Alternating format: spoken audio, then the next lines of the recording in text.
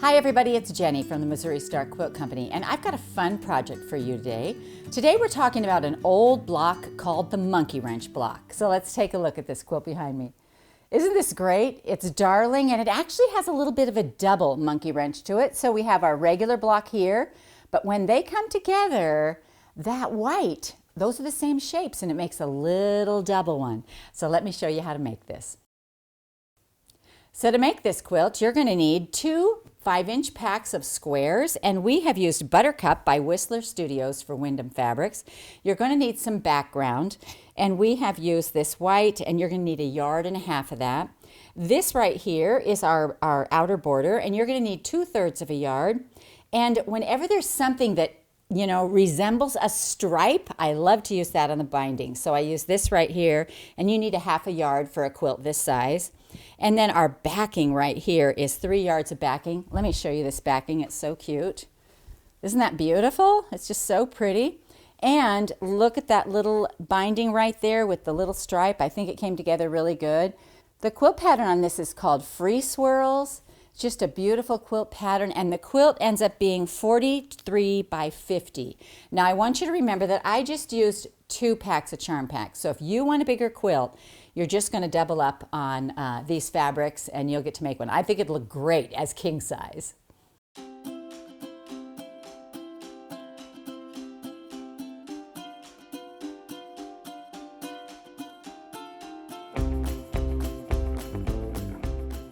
So this is the block we're talking about right here, and it's a very old block. It's called Monkey Wrench, and it's very much like a Churn Dash. Now the difference between a Churn Dash and a Monkey Wrench block is that the Churn Dash blocks, even your sashing blocks, are going to be the same size. So if they're 3 inches, they're all going to be 3 inches. On the Monkey Wrench, these are the big blocks, and the sashing becomes much smaller, and that just gives it a whole different look. So we're going to start with our half square triangles in the corners, because that's what we're making for this block. And we're going to start with a 5-inch square of print and a 5-inch background square. Now we've used yardage and cut our background squares out of the yardage, but you could always get, a little charm pack of white. That would work as well. So what we're going to do is we're going to sew all the way around this, and I have one sewn right here. We do this a lot on the show, and so just sew 1/4 inch all the way around, and then we're going to either cut it in half diagonally both directions if you want to square up your blocks with a regular ruler, but if you want to use the Clearly Perfect slotted trimmer B, you can cut them up this way. So I am cutting mine to 3 inches, and I'm just going to lay my seam line along their seam line, and I'm going to cut it like this. So I'm going to go up here very slowly and just stop just beyond there. And then this one is already cut and squared. And so we're going to do this on all the sides. And just going to lay this stitch line along your stitch line. And we're just going to go ahead and trim these. Oh, and you can go ahead and use the little corner things and trim those little side things off. I always forget to do that. All right, so let's come around here and do the last couple. So lay my stitch line on theirs, and you can see there's plenty of room, even if you cut over the top edge a little bit. Look at me remembering. Good job, Jenny. All right, so then we're going to come back here and do the last one. And this one, see how it comes in a little bit? I'm just watching that, so I'm going to pull this over just a hair. Make sure that I don't have a cut in the top of my half square triangle. And then we'll cut off these little corners right here. And this one here.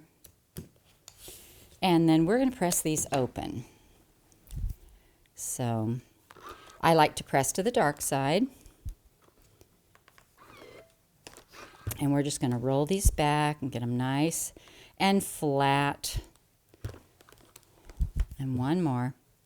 So we've made our 4 corner blocks, and now it's time to make the sashing. So the sashings are made from 1.5-inch strips that you're going to cut out of your background fabric, and we are going to subcut those into 1.5 by 2-inch squares and 1.5-inch squares.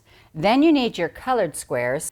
All right, so now we're going to make the little squares that make up our sashing, and we're going to take our 5-inch squares and we're going to cut these into 1.5-inch strips. So let's do that. And you'll need 25 of these 5-inch squares to get all the little blocks that you need. Alrighty, so you're going to take these 3, and I like to just stack them up because just quicker and easier. And so line them up real carefully. You do have a little bit of leeway, so if you find that this edge right here isn't completely straight, you can just straighten it up a little bit, take a little bit, and then we're going to go in 1.5 inches, and we're cutting 1.5 inch squares. And these are all cut just the same. So 1.5 inches, 1.5 inches, and 1.5 inches. And again, we have that little bit of leeway on the end, which makes everything come out perfectly. All right, so for our sashing, what we're going to do is we're going to sew a 2 by 1.5 to a 1.5, and we're going to do that 4 times. So let's just pile those up here. 1, 2, 3, 4, right here, and 1 more of these. So when you're sewing small pieces like this, you want to make your stitch a little smaller. So I'm going to turn mine down. Oh, I'm just below 2, maybe 1 3/4 stitch a length. And I'm just going to look and see how that looks. Yeah, that's great. Because it's easier, you know, if you have a big stitch across there, it will come apart very easily. So we're laying these together like this, and we're just sewing 1/4 inch to sew them together. And this block comes together very quickly and very easily, and it just is so darling. So right there.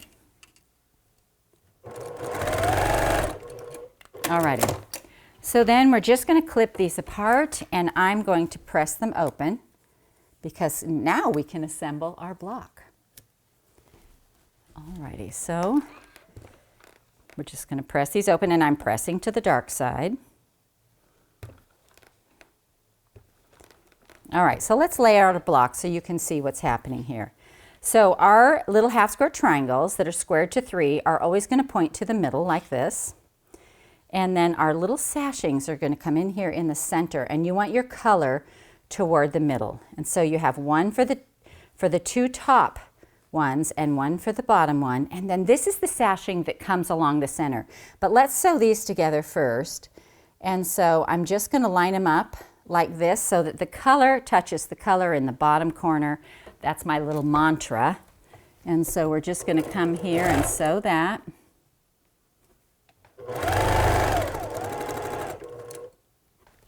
And then I'm going to do the bottom one too.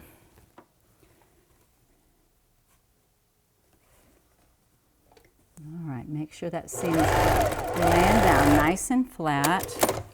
And then what I'm going to do while I'm sitting here is I'm just going to open this up, and I'm going to finger press it back like this. And then I'm going to lay these other ones, and they'll match. So, you know, if the bottom is in here, the bottom's going to come in there just like that. And I mean the bottom of the half square triangle.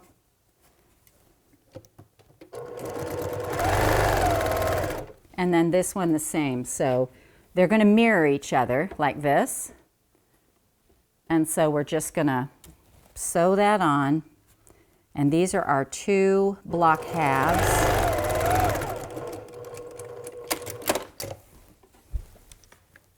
And we'll press those open as well.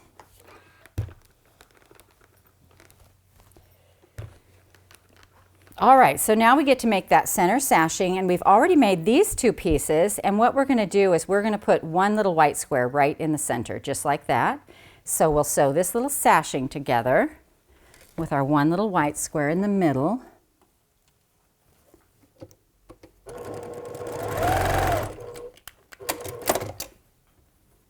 And this on the other side. And then I really do like to press these because when you're dealing with smaller blocks, it's important just to do all the little things you can to help it to be mostly as accurate as you can. All right, so now these will go in here. These lines will line up with this line, but nothing else needs to line up. So we're just going to lay this on top of each other. And I'm going to start here on the edge and just do a little anchoring stitch. And then I'm going to come down here to where this lines up, and I'm going to make sure that one of my seams goes one way and one goes the other way, so they're nesting exactly. So we'll sew this across, and we're at the nesting part. Nest the next one and come across. And then we're going to do the same thing with the other side of our block. You can see we have this cute little half right here, and then we'll add this one to the other side. And just anchor and then find that place where they match up and make sure that they are nesting nicely. And then this one also nests. This one went together beautifully. Sometimes I have to make those middles behave, but this one just went together really nice. All right, so now we'll press that. Nice and flat. And there's our little block. And what you want to do is you want to make 30 of those. So we've got 1, 2, 3, 4, 5 by 1, 2, 3, 4, 5, 6. Now we're ready to put our blocks together. So what we're going to do is we are going to make some sashing blocks right here. So right here, this is the sashing strip. And this is a 4.5-inch piece with our little extras. Remember how we cut 9 out of all of our blocks? So we have this little stack of extras here. And so what we're going to do is we're going to take a 4.5-inch piece right here. I cut a strip, subcut them into 1.5-inch sections, and we're going to sew a little square to both ends of them. And I tried to make them different.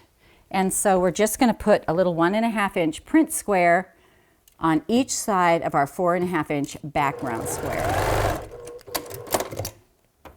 So one here and one here. And this makes the sashing in between the blocks.